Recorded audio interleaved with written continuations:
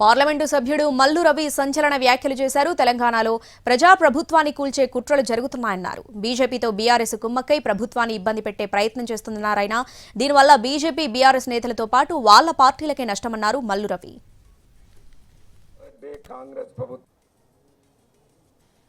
రాష్ట్రంలో గత 75 సంవత్సరాల్లో ఇందిరాగాంధీ టైంలో జరిగిన పనుల తర్వాత మళ్ళీ రేవంత్ రెడ్డి కాంగ్రెస్ ప్రభుత్వంలోనే ఈ పనులన్నీ జరుగుతున్నాయి.